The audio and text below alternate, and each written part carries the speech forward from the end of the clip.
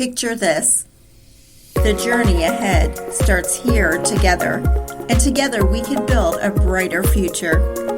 You are listening to Illuminating Hope, a podcast of Hope House.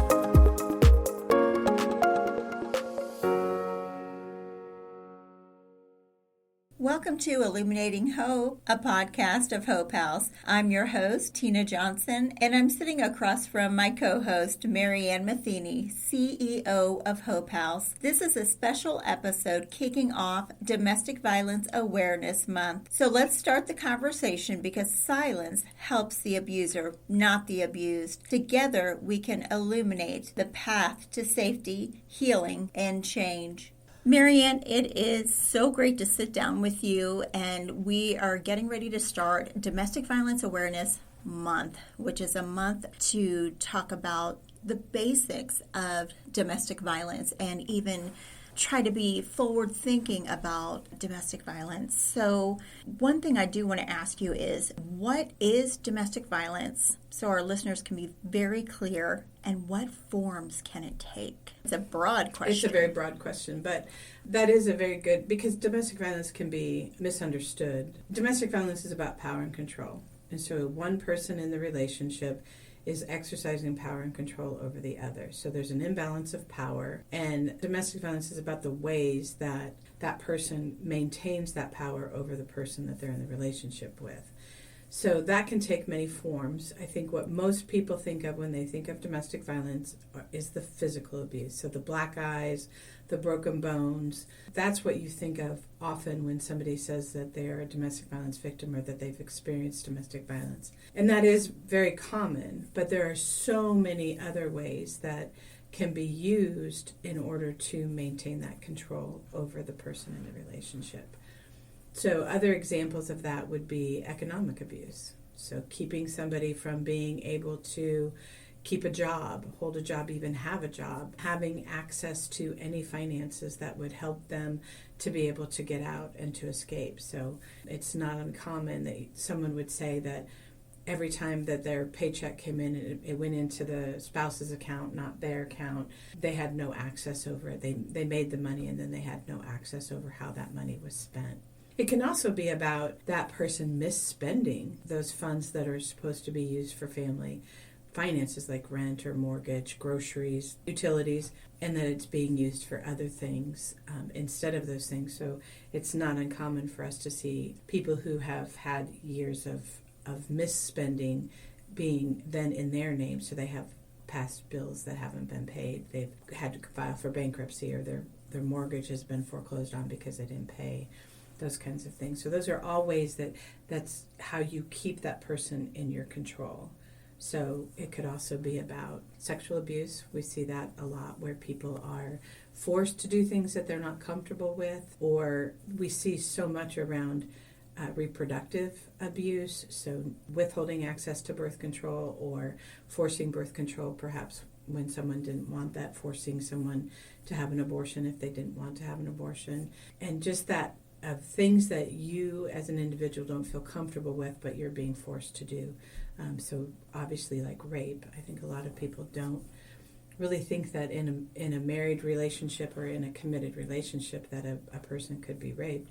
Very, very much that they could if they didn't consent, and it happened anyway, that person went ahead and made sure that happened against their will, against their consent. So we also see things like using animals, using children. Yeah.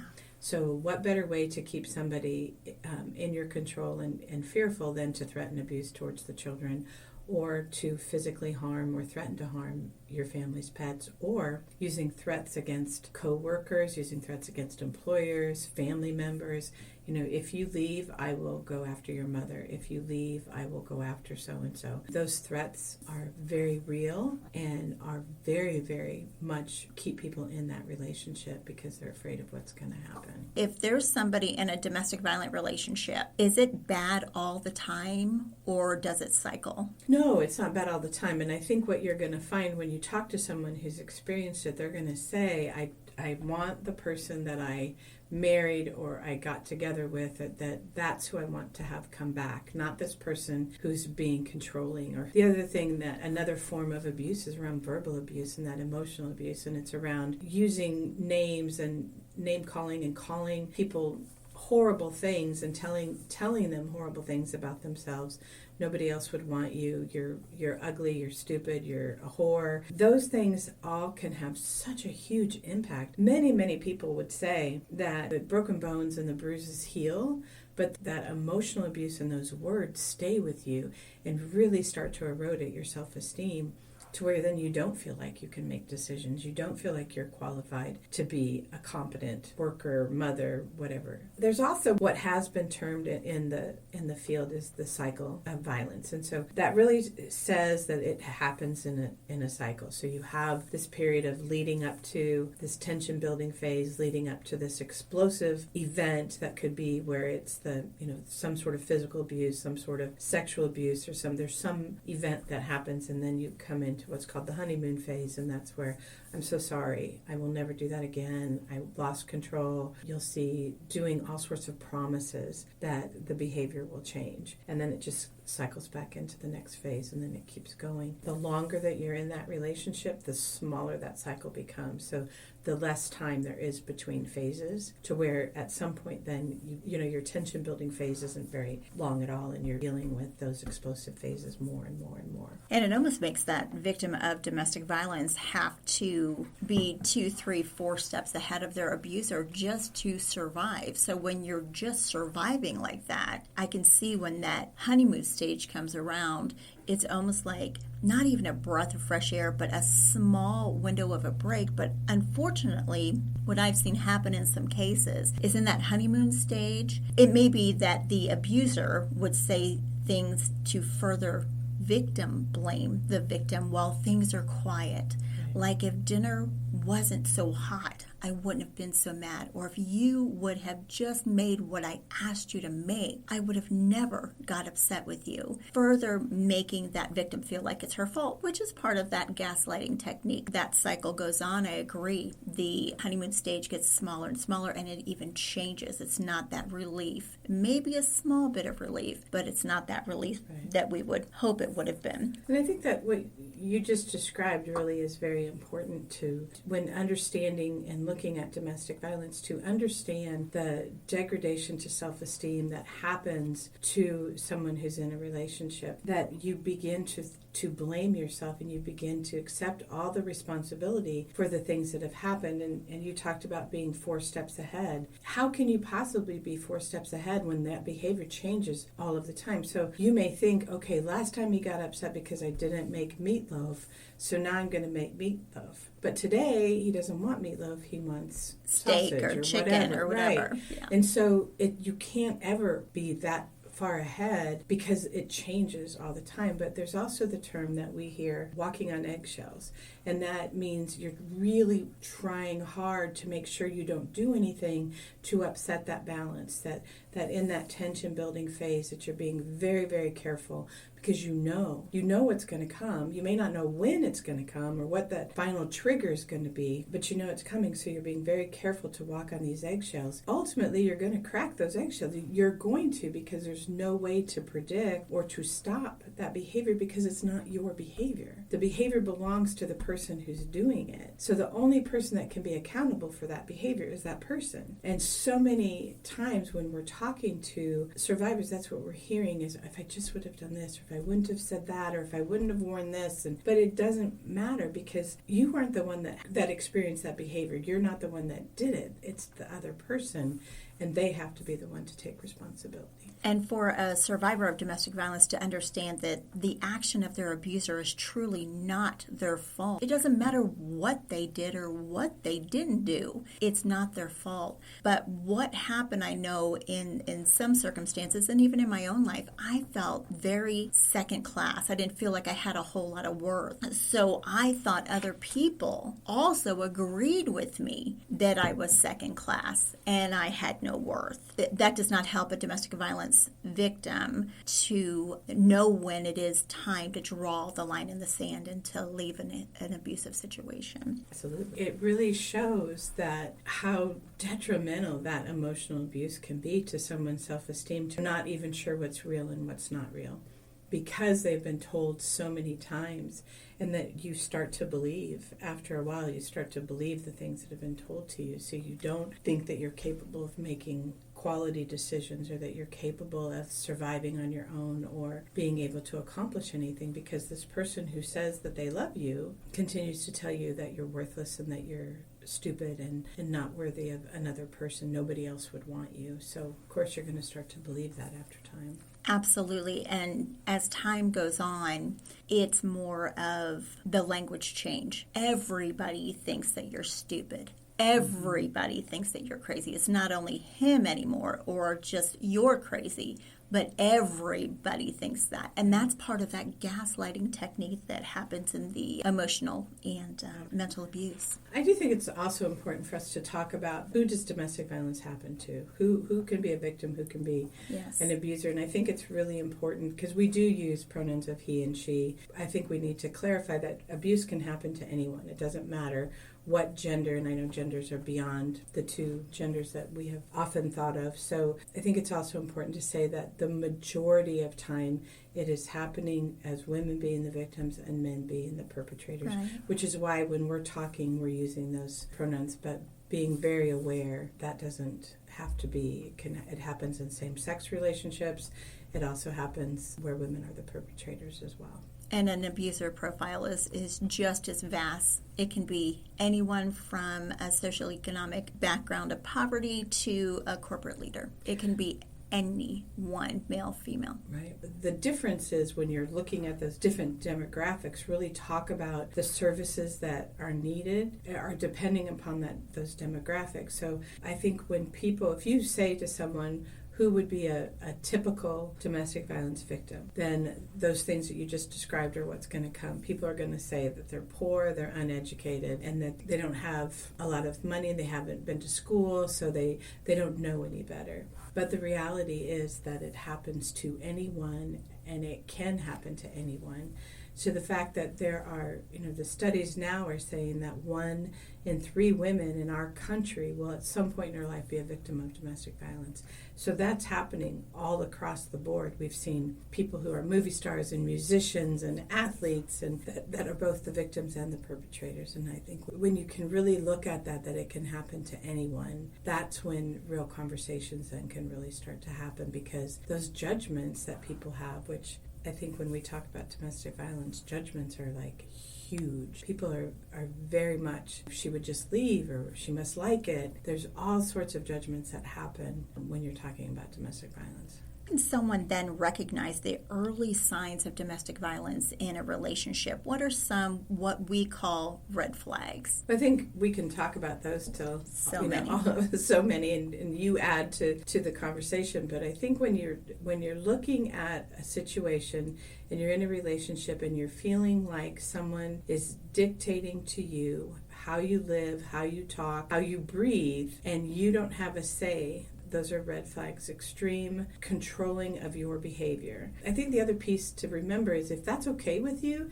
if you're in a relationship where somebody's making decisions or like say the typical, stereotypical roles of what a male in a relationship does versus a female, and those are things you both have agreed upon prior to the beginning of your relationship, and you guys are both in that together, and you're okay with someone taking charge of the finances and being the breadwinner, and that isn't abused. Having those traditional roles isn't abusive if you're in agreement with that. It's about when it's not, that agreement isn't there, when that person is controlling you because that's what they want, not what you want.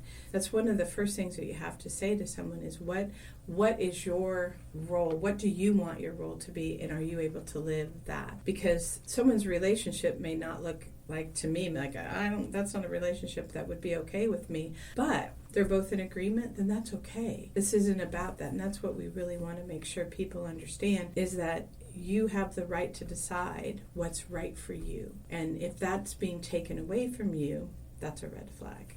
So someone who has extreme jealousy, checking in, someone who dictates what you wear, dictates who you see, dictates how often you leave the house or don't leave the house, restricts your access to finances or to anyone outside. Isolation is a huge thing that happens in a domestic violence relationship. So if you're being isolated from family and friends or coworkers, that is a red flag, because it allows that person to maintain that control. If there's no one outside of you telling you that this isn't okay, I mean, other people are going to notice that these things are happening, and then can be a voice that's contradicting what the controlling person is saying. So that often leads to isolation, so they don't have to compete with that person telling them things like that. So I think that any of those things, and you can go to our website and there's a whole long list. We could talk for days about what they are. Yeah, for sure. But again, it comes back to what is right for you. And if you're okay with it and you are in agreement that this is what you want,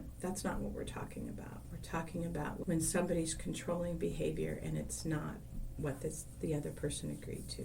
And is it in your best interest equally to your spouses or your boyfriend or girlfriend or whomever it would be?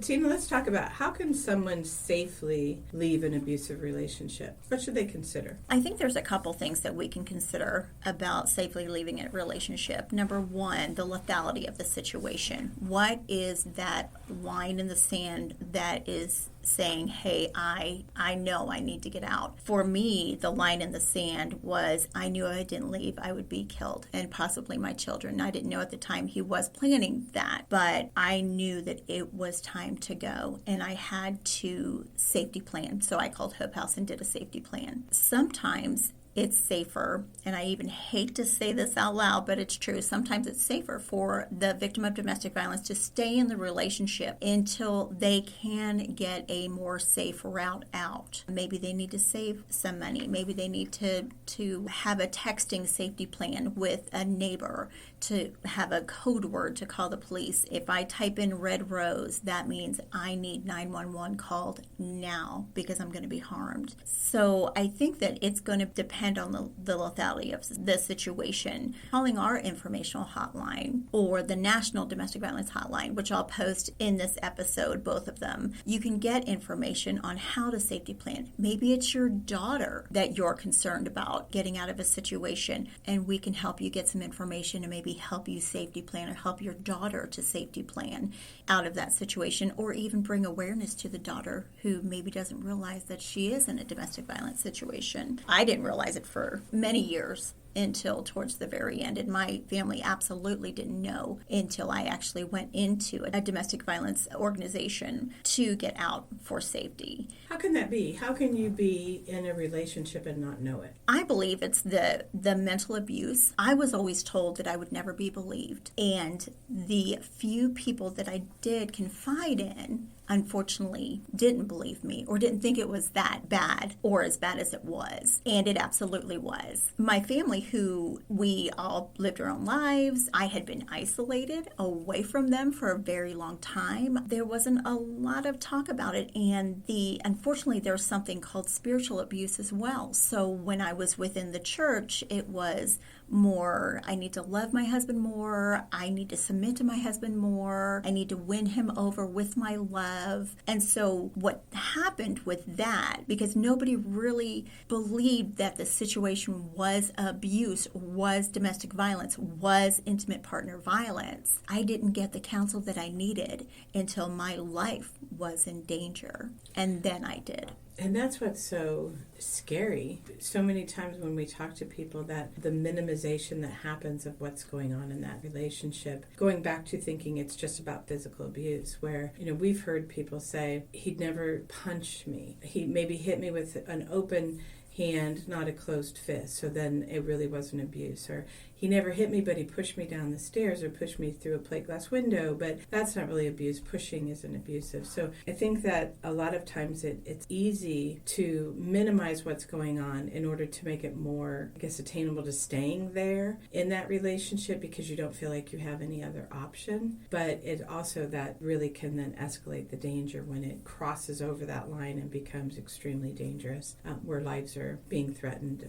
That's when it can get very lethal too. So, but I think that is not uncommon. If we're going to do one of those myths about domestic violence, is that people really understand all the dynamics of it. Even when they're living it, that doesn't mean that they understand or have been taught or know all of the dynamics. And that doesn't mean I didn't love my abuser. Absolutely. Yeah. From childhood, I was chasing love. I had a narcissistic dad, so I was chasing that love. And then I have a narcissistic abusive husband, and I'm chasing that love. That sometimes gets missed when what you're doing is chasing that love. And I know violence impacts children so much. And my dad was an abuser. Even though it wasn't toward me, I was still trying to chase the love of somebody who was not a nice person and not a faithful person. And that, of course, then pole vaulted me into that same cycle of abuse that I was in. And I think that's one of the reasons why I'm so boisterous with my story. I was so passionate about domestic violence is because the cycle can be broke, but it is indeed a cycle, and it can happen through generation to generation to generation if we don't stand up and stop it. I think that's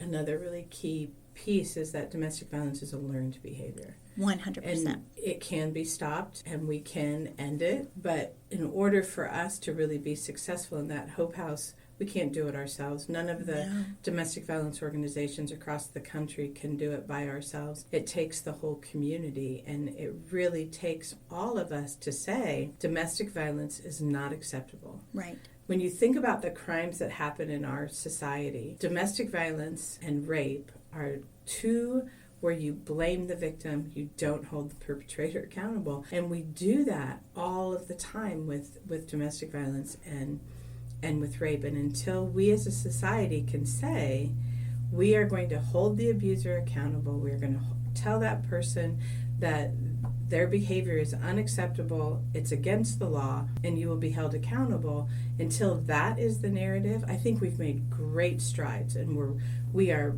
closer to that than we've ever been. But we still have a ways to go, and there's still a lot of people in our society that will immediately go to blaming the victim rather than looking at the behavior of the perpetrator. What role do agencies like Hope House play in supporting victims of domestic violence? I know when I made the call, the person on the other end of the hotline safety planned with me and found a place for me to go that was going to be safe because the lethality was high enough that I needed to get out of the area that I was in, and pretty quickly. If somebody would call and say, I really don't know why I'm calling, because I think that's pretty much how my call started almost 25 years ago. I don't know why I'm calling.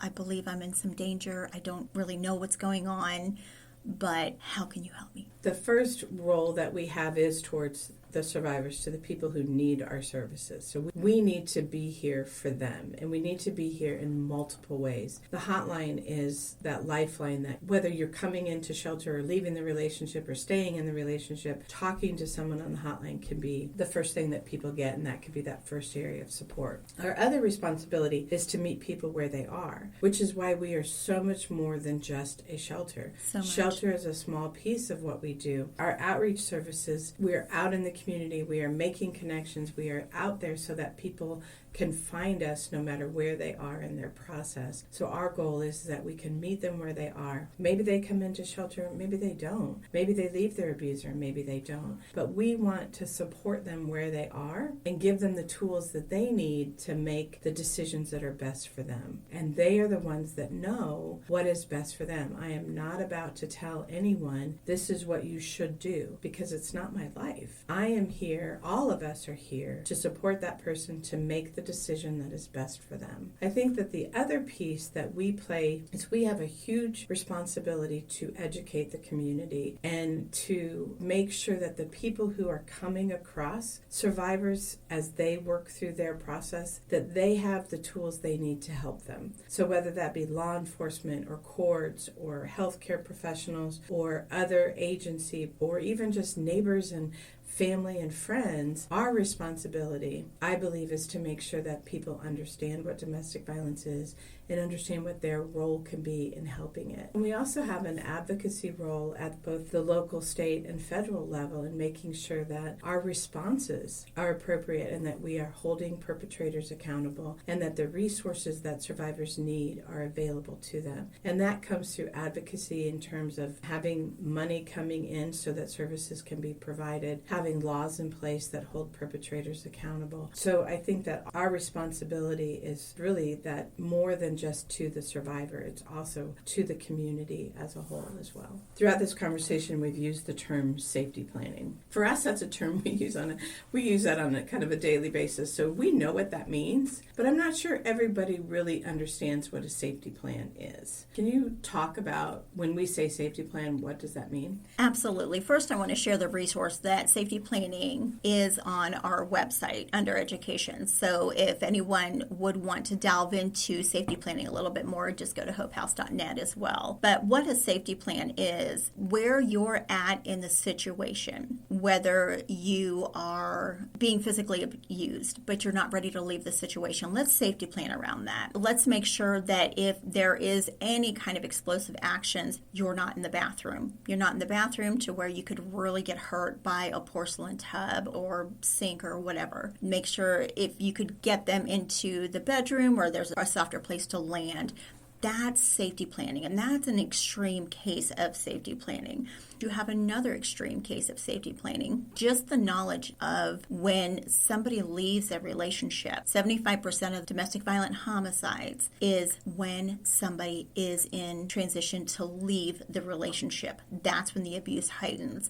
So then have a safety plan, whether you are going to go to a hotel, go into a shelter, wherever you need to be. Safety planning around the actual strategic escape. And that's what I did when I called. They safety planned around that, knowing the lethality of the situation. So I think that safety planning can be different for everyone, just like the dynamics of domestic violence is different for everyone. A couple of things just to add upon what you said, which I think are so important, is that it's different for everyone, and that what we really need to do is make sure that whomever you are talking to do your safety planning with, is that you're thinking about the situation that you're in and making sure that if you have a concern about the animals, that you have the animals part of your safety plan. If that you are going to work up towards it, that it doesn't happen overnight necessarily, that you could be working on putting an extra change of clothing in the trunk of your car, and you do that slowly so that things aren't missed. But you're gathering important documents like healthcare documents, passports, shot records for your kids, that you are gathering those things and you're thinking through that. That's if you have the luxury of being able to plan for it over time. But if you're in the midst of this is getting dangerous, like what you talked about, getting neighbors involved, getting family members involved, getting friends involved, co-workers, supervisors, so that people know when somebody's leaving, as you just said, the transitioning part, thinking that right before you leave, the act of leaving, and right after you've left, that is the most extreme time. And the reason for that is domestic violence is about power and control. So as you're leaving, that person doesn't have power and control over you anymore. So what happens is they escalate their behavior in terms of the controlling techniques to bring you back and keep you in their power and control. And that's where we often see that it gets lethal,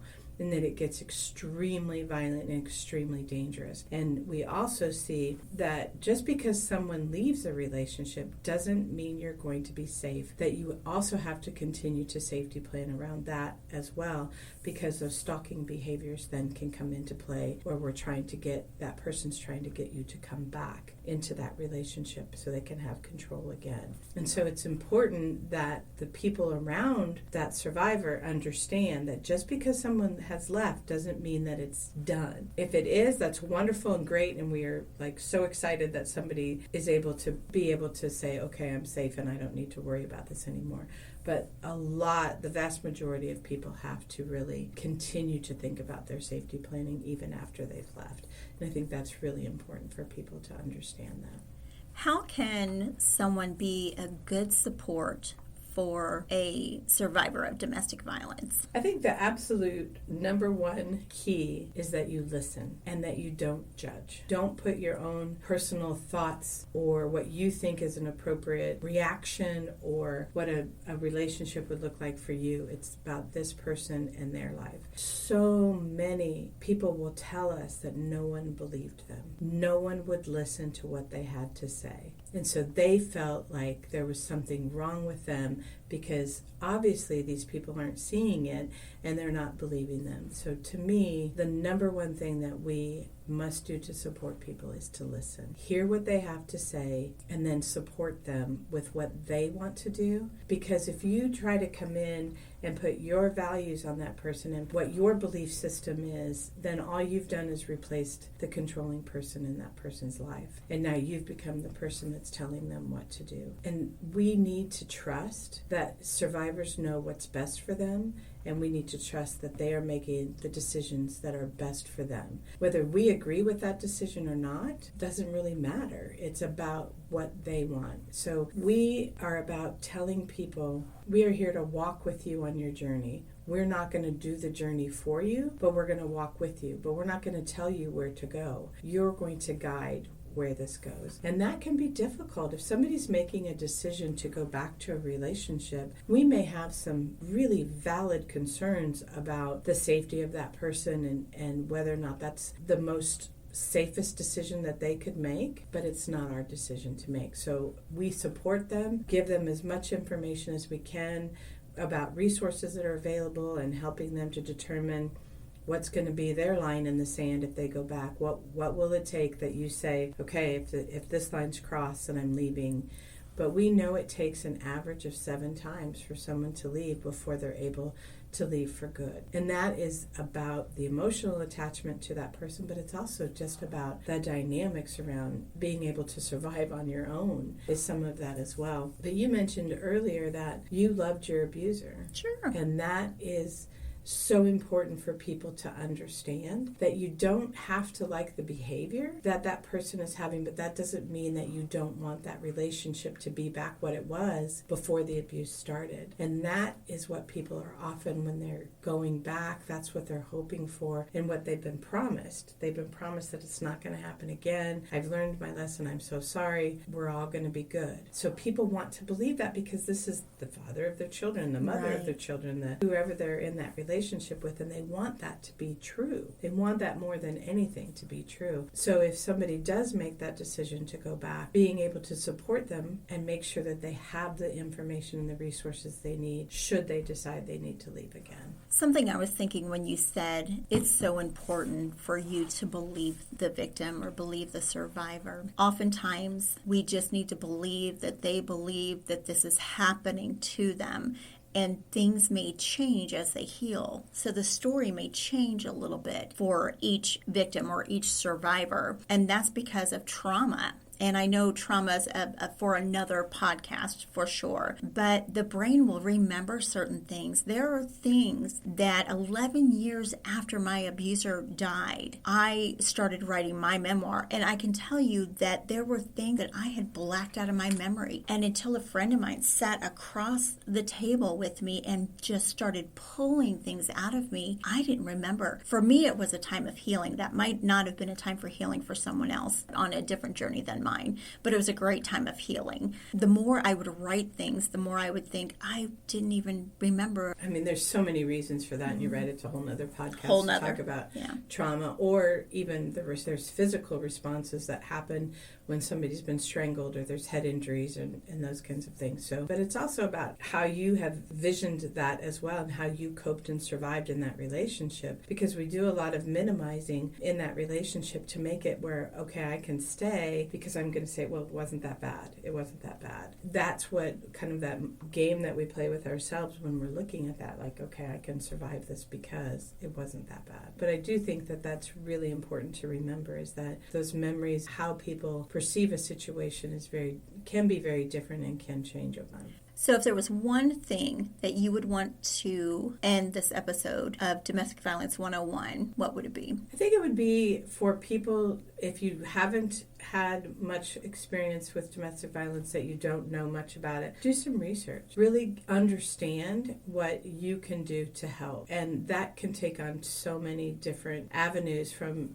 volunteering or being supportive of a domestic violence organization, but being able to notice what's going on around you. Do you have a family member that's in a situation that isn't healthy? Do you have a coworker? And being there for that person and taking the action that you want to be a support and that you want to help that person. And if you don't know, do some research. Help really educate yourself, because if we're going to end domestic violence in our society, it's going to take every single one of us. So I think it's important that we all understand the dynamics and we all understand what role we can play in ending it. And even on the macro level, if you're a business owner or you are a C-suite in a corporation, ask a local domestic violence organization about their programs. I know Hope House, we have a program where we'll come in and we'll talk to upper management, senior management, middle management, staff, employees about what to look for